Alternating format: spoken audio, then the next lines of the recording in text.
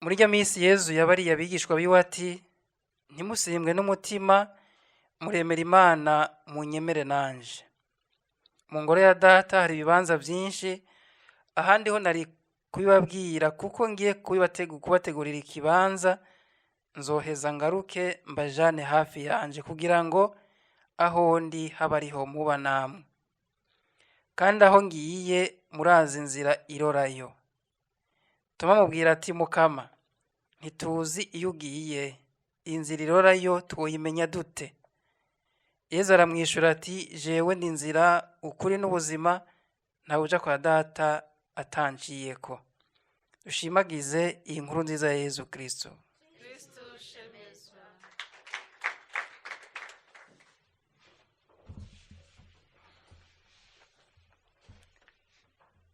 Abantu mu minsi yahera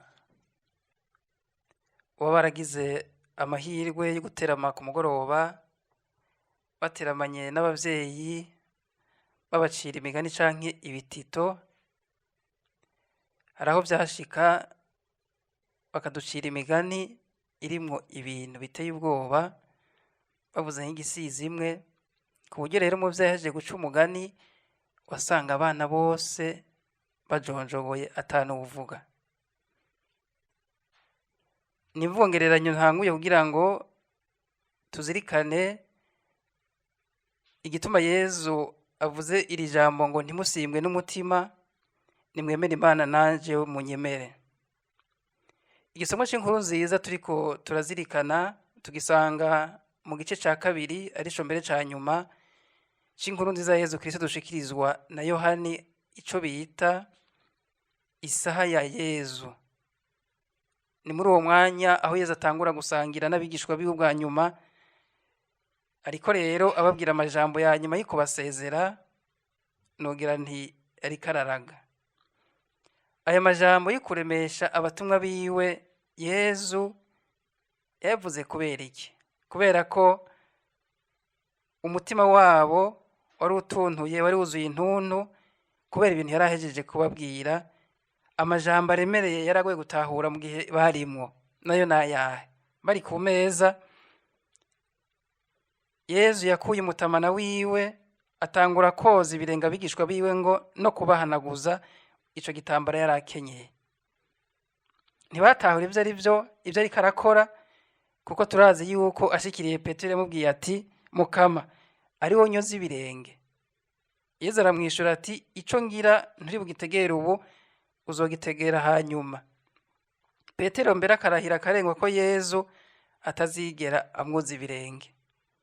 Ahejeje ico gikorwa cyo kubereka ingene bategerezwa kwicisha bugufi mu gusukurira bene wabo, yaciye babwira yuko umwe muri bo ahava aza kumugura, ahava aza kumugurisha.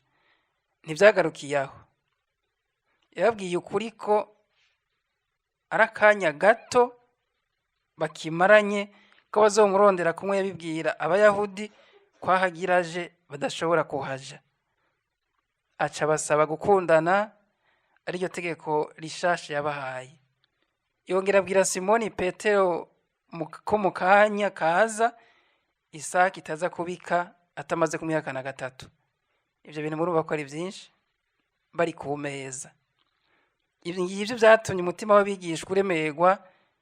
Yezu niwe karuhuro k'imitima yacu, k'imitima y'abantu. Rero arabaremesheje agira ati ntimusimbwe n'umutima. Uyu munsi natwe iri jambo ry'indemesho turarikeneye. Abatumwa bari baremerewe n'ivyo twumvise by'ico gihe, natwe turi ngaha mu ngoro y'Imana canke abari ahandi turafise ivyacu mbere by'iki gihe. Hari imyizurira ituratuza abantu bagatakaza ivyabo, abandi bakahasiga ubuzima, ariko ku rundi ruhande ugasanga mu nzu nta nima ry'amazi rikoroka haheze amezi atari make. Amatara ataragama aguma acikagurika, abantu bakahombera ibitari bike, amabarabara n'imisozi vyisenya, iduga ry'ibiciro by'ibifungwa vya nkenerwa, hariho n'ibindi bibura burundu, ubukene bw'igitoro n'ibindi ntavuze. Ivyo nivyo benshi dusangiye, utibagiye rero ingorane mwese aba yisangira, zaba izo mu ngo, mu buzi, akarenganyo n'ibindi. Yezu ati ntimusimbwe n'umutima. Imbere y'ibibazo nk'ibi, ikintu gituma tubicamwo buke buke bugaca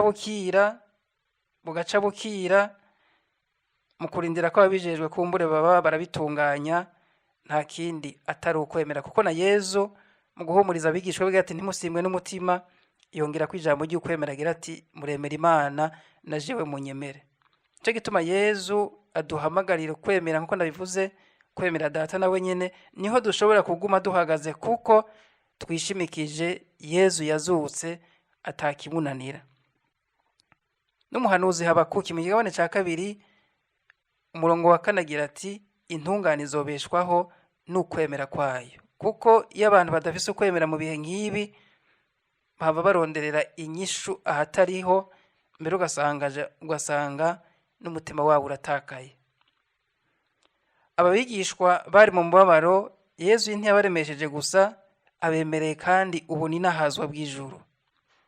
Ababwiye ati ninamara kugenda nkabategurira ikibanza, nzoheza ngaruke ndabajane hafi yanje, kugira ngo aho ndi habe ariho muba namwe.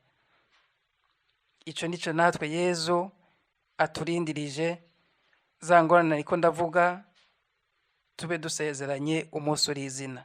Ico kandi Yezu nico atwifuriza twese. Mbega uriko ukora iki? Ndiko nkora iki kugira ngo iryo teka ntirizoguce mu myanya y'intoke, ntirizonce mu myanya y'intoke. Gushikira iryo teka mbere sivyo ku munsi w'imperuka gusa, kuko Yezu uwumukundiye baramana. None si we atubwira ko uwemeye Data akamwemera baca bazi we bakagira ingoro? N'uwumwemeye Yezu atubwira yuko afise ingwate y'ubuzima budahera. Yaratwemereye kandi yuko atazotuvirira gushika ku muhero w'isi. Turamana mu ijambo ryiwe, mu Karistiya no mu bundi buryo butari buke. Kutubwira yuko azogera kudutora sivyo ku munsi wa nyuma, uwumwemeye guhera ubu baramana. Inyuma y'iyo nyigisho, ubwoba kumbure buriko buragabanuka, nibaza nti hariho uwakirije urutoke abaza Yezu ati Mukama, ntituzi yuja inzira irorayo twayimenya dute? Uwo nawe si uwundi ni Toma. Toma muri iki kibazo ciwe ikimuraje ishinga ni kibanza. Agize ati ntituzi iyuja inzira irorayo twayimenya gute? We ikimuraje ishinga ni kibanza, ihangiro, ariko yibagiye inzira ishikana muri ico kibanza. Arico gituma Yezu mu kumwishura amukosora kugira ngo ntagumize amaso gusa kwihangiro, yiyobagije inzira ijayo. Yezu rero akamubwira ati jewe ndi inzira, ukuri n'ubuzima. Uko Toma yiyumvira, n'ubu harabiyumvira gutyo, bashaka kuronka ibintu n'ingoga na n'ingoga batabanje guca mu nzira bategerezwa gucamo. Gushaka gutunga mu buryo bunyarutse, abantu bahiganwa, umuntu akagira ati ntunge nka naka. Uyo muntu akagira ati ntunge nka naka, atazi inzira yaciyemo kugira ngo ashikire bijya afise. Hari n'ugira ati mu matora agiye kuza ntegerezwa kuba iki? Ntegerezwa kuronka igiti ngo dukunda kubivuga, vyanka bikunze akabicisha mu nzira mbi canke nziza, ivyo ntumubaze. Jewe ndi inzira, ukuri n'ubuzima. Atanzira umuntu ntamenye iyaja, umuntu ntamenye iyajana. Atakuri umuntu ntacaheza ngo amenye, atabuzima umuntu canke ikintu kiba carapfuye. Yezu niwe nzira dutegerezwa gukurikira. Tutari kumwe na Yezu ntitworonka naho dushinga ikirenge, n'isi yo twagira. Yezu nukuri dutegerezwa kwemera, ubuzima dutegerezwa kwizigira. Niwe nzira itazimiza mu gihe ca none. Abantu bazimiza abandi biyitirira ko ari ab'Imana, ko batumwe n'Imana, canke hariho n'ababahenda ngo bagiye kubazamura mu by'ubutunzi, ariko ugasanga babaririye ko utwabo barabazimije. Yezu n'ukuri kutazimiza, aho ikinyoma mu gihe turimwo kubera ubuhinga bwo gutumatumanako amakuru bwateye imbere, niko n'ikinyoma kigenda gitera imbere. Umuntu bakamurementaniriza ibintu atigeze akora canke atigeze avuga kubera ubwo buhinga nyene. Yezu niwe buzima kandi ubuzima budahera, ubuzima bw'akanyamuneza yatwemereye, yagiye kudutegurira. Niwe kuri kandi avugisha ukuri, kandi twizigiye ko ivyo yatwemereye wewe azobirangura. Ntameze nk'abemera ubuki bategeka atari umuzinga bafise, bakemerera ibintu abantu kugira ngo bahoroshe imitima yabo, bahoroshe imitima y'abumviriza, bazi neza yuko atavyo bazobaha. Ariko ikinyoma kimara umunsi ntikimara umwaka. Tugumye mu nzira ya Yezu tuzomenya ukuri, ukuri kutugira bidegemvya, kutubohore, hanyuma turonke ubuzima budahera. Yezu niwe nzira idushikana kwa Data, na Paulo mweranda arabitwibutsa mw'ikete yandikiye Abanyefezi ikigabane ca 2:18 hagira ati: nkako twempi, abariko avuga abayuda n'abapagani, nkako twempi niwe adushikana kwa Data muri mutima umwe. Mu gusozera, mu gisomwa ca mbere tuzirikana ingene Paulo atangura kumenyesha inkuru nziza mw'ijambo yavugiye ya Antiyokiya ya Pisidiya mw'isinagoga ku munsi w'isabato, abisabwe n'abakuru b'isinagoga bamubwira bati: bene wacu, nimwaba mufise akajambo k'impanuro mubwira iki gihugu nimuvuge. Bene wacu, nimwaba mufise akajambo k'impanuro mubwira iki gihugu nimuvuge. Nuko uwo mukuru w'isinagoga yabona muri Paulo n'abagenzi be abantu bafise ijambo rishobora kuremesha abari ngaho. Na twebwe nico nk'abakristu, abantu batwiteze ko mu bihe turimwo turakeneye kuremesha abandi, kuko nko mpora ndabivuga, iyo usanze abantu bariko bararira nawe ugaca ujamwo ukarira, ntaco uriko urabafasha. Duhamagariwe natwe kuba abantu bavuga ijambo riremesha, ijambo risubiza umwizero abandi, ntituba abantu bakokeza bagira ngo ibintu biracitse ngo karabaye.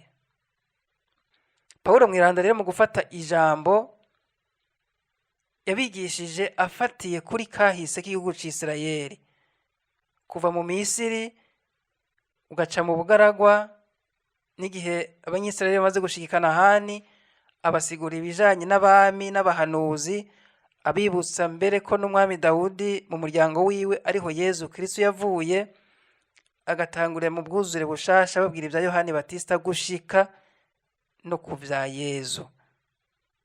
Agaca bibutsa n'ingene Yezu yaje akigisha, ariko abanya Yerusalemu ngo baranse kumviriza inyigisho yiwe, mbere baramwihakana, bamucira urubanza rwo gupfa, ngo ariko Imana yaramuzuye ku munsi ugira gatatu, amara n'igihe ariko arabonekera abatumwa biwe n'abandi bantu benshi.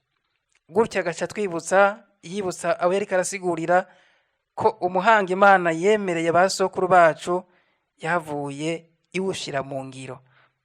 Aho rero niho yashaka gushika. Ivyo Paulo yasiguriye abo bantu ntivyaheranye na kiriya gihe, n'ubu nivyo turimwo, kuko tukiri mu kanyamuneza ka Pasika twigina Yezu yazutse. Mu kuzirikana iyi nyigisho ya Paulo twoshobora kugereranya n'inyigisho Stefano nawe nyene yigishije ari imbere y'abamucira urubanza, bamubwira ngo asigure igituma ibyo ariko arakora abikora ku bubasha bwande. Ikigabane c'indwi Stefano ni ikigabane kinini, amara ariko arasigura nk'ubu buryo bwa Paulo, ahereye kuri kahise ka Ekleziya gushika aho Yezu yafatwa, akicwa, agahambwa, hanyuma akazuka ku munsi ugira gatatu. Mu kugereranya izi nyigisho uko ari zibiri, ni uko kwa Stefano ahejeje kwigisha, inzigo yaciye ifata abo yariko arigisha, baca bamusimbirako baramwica. Bikatwereka yuko igihe tudafashe umwanya wo kumviriza icyo Imana ituyagira mu ijambo ryayo canke iciye ku bandi, ariho duhomba. Mbere ugaca usanga abantu kubera bafise ibyo bafise mu mitima yabo, n'igihe umuntu agize ngo araduhanura, ukabanza kubona umuntu kubanza kumviza n'ico agira avuge. Ni hahandi abantu bazovuga kaje wumva ngo babandi barasubiriye, nturumva n'ico bagira bavuge, mugabo ugashugira ngo babandi barasubiriye, gutyo umuntu akaba ahomvye ijambo Imana yari yamutegekanirije.